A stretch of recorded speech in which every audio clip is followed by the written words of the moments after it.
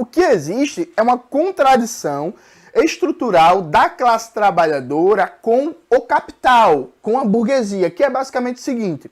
O Mauriase, na tese de doutorado dele, está aparecendo aqui em formato de livro, publicado pela Expressão Popular, ele tem uma reflexão muito feliz, que ele fala que a classe trabalhadora é um ser do capital, mas contra o capital. O que é que significa isso? Veja, você enquanto trabalhador, destituído dos meios de produção, você precisa trabalhar para sobreviver.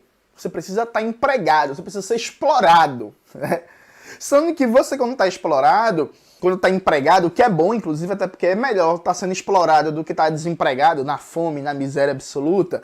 Mas você, recebe ordem do patrão, reclamação, assédio moral, você odeia o trabalho, via de regra todo trabalhador odeia o trabalho, odeia o patrão. E ao mesmo tempo você percebe que você cria uma riqueza que você não desfruta, né? Então nem precisa aquela música de Zé Ramalho, tá vendo aquele prédio, moço, foi eu que construí, eu não posso usar. Tá vendo aquele hospital, moço, foi eu que construí, eu não posso usar. Aquela música Cidadão, se não me engano o nome da música, que é basicamente a história de um operário que, olha, bicho, eu fiz o prédio, eu fiz a escola, eu fiz o hospital, eu fiz tudo, e eu e meu filho não podemos usar nada disso, né? Porque somos pobres, classe trabalhadora. Então veja, a classe trabalhadora ela precisa do emprego, ela precisa ser explorada, ela precisa ter sua mais-valia extraída para sobreviver, mas ao mesmo tempo isso explora, isso provoca humilhação, provoca dor, provoca sofrimento psíquico, provoca uma sensação de injustiça, de que eu produzo a riqueza e eu não desfruto dela. E por mais propaganda ideológica que se tenha, a maioria da classe trabalhadora odeia o trabalho e o patrão, embora saiba da importância de se manter empregado para conseguir sobreviver. Então existe uma contradição latente na própria da ordem burguesa, que não tem como evitar isso. Por mais que tenha a igreja evangélica fundamentalista falando que riqueza é uma graça de Deus, por mais que tenha propaganda falando que empreendedorismo, por mais que tenha livro de autoajuda, coach falando, você é pobre porque você não se esforçou, foda-se. A contradição é a base da sociedade capitalista e ela vai aflorar de maneira mais pronunciada e de maneira menos pronunciada, a depender da conjuntura política, da luta de classes, de uma série de questões. Então veja, essa classe trabalhadora que tem uma contradição estrutural com o capital, a partir da organização política de organizações formadas por outros trabalhadores e trabalhadoras, pode aumentar a sua identidade de classe, pode perceber os seus interesses em comum, pode se organizar enquanto classe, criar sindicatos, associações, até partidos políticos e pode, inclusive, defender o programa revolucionário e transcender o capitalismo. Então veja, a classe trabalhadora ela não é intrinsecamente revolucionária. Ela não sabe. Assim como ela não é intrinsecamente reformista. Tem um famoso livro do Jacob Gorender que é Marxismo sem Utopia, em que o Gorender vai defender que a classe trabalhadora é ontologicamente reformista, ou seja, a classe trabalhadora é reformista. E eu diria que não. Percebe? Eu diria que é mais fácil um trabalhador seguir um caminho reformista que um revolucionário, porque os próprios meios de dominação político-ideológicos da sociedade burguesa permitem, franqueiam uma política reformista e vedam totalmente o caminho para uma política revolucionária.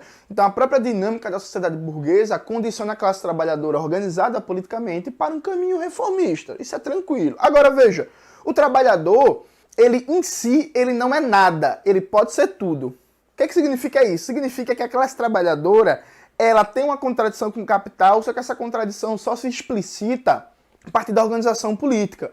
Então, quando você tem uma situação em que o tecido organizativo da classe trabalhadora está diminuindo, é normal que a classe trabalhadora se enxergue cada vez menos como classe e se identifique a partir de outras identidades, se veja como um cristão que tem a família ameaçada, se veja como sulista, que está ameaçado pela imigração dos nordestinos ou qualquer outra coisa, e, por exemplo, vote em políticos de direita.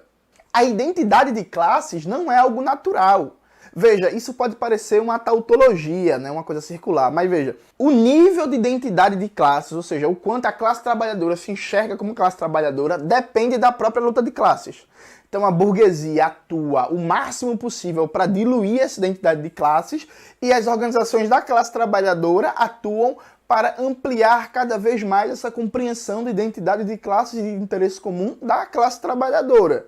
Então é a luta de classes para afirmar a identidade de classes que diz o nível, por exemplo, de força da classe trabalhadora na luta de classes, percebe? E não tem nada de errado pobre de direita. Isso é fruto de um processo natural da sociedade capitalista. Então, veja, a maioria da classe trabalhadora hoje, infelizmente, não é organizada em nenhum sindicato, em nenhum movimento popular, em nenhum partido de esquerda, partido socialista, partido revolucionário, coletivo anarquista. Logo, enquanto não é organizada, ela está submetida a diariamente uma propaganda ideológica da burguesia que vai dizer para ela todo dia, por exemplo, que tem que privatizar é bom, que tem que cortar direito trabalhista, porque o patrão no Brasil sofre muito, porque o patrão no Brasil paga muito imposto, porque tem o custo Brasil, e tem que cortar gasto da saúde, tem que cortar gasto da educação, tem que cortar gasto da cultura. Veja, a classe trabalhadora é bombardeada por isso todo dia. Que bandido bom é bandido morto, que a polícia tem que matar mesmo, e por aí vai. E mesmo assim, você tem, por exemplo, mais de 70% da população brasileira não confia na polícia. Ao mesmo tempo, é uma população que, se você for pesquisar, uma parte substantiva apoia uma ideia de bandido bom e bandido morto. São ideias contraditórias.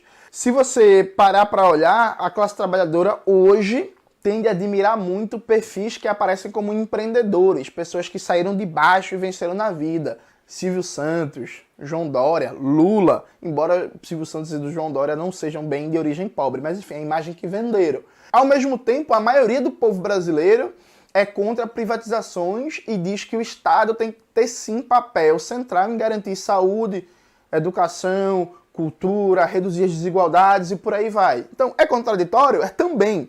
A consciência da classe trabalhadora fora de organizações operárias e populares, fora de uma influência de agitação e propaganda de organizações revolucionárias, organizações de esquerda de maneira geral, ela vai tender a desenvolver aspectos contraditórios e conflitantes e movimentos dúbios. Antônio Gramsci, nas suas reflexões no Cadernos do Cárcere, ele dizia que o senso comum da classe trabalhadora é, por essência, contraditório. Então, o mesmo trabalhador que vai gostar da ideia do empreendedorismo, daquela ideia meu coach, que, porra, seu sucesso depende do seu esforço, se você conversar com ele e dizer assim, meu irmão, mas você não acha que tem que ter saúde e educação grátis? Ele vai dizer, eu concordo, tem mesmo.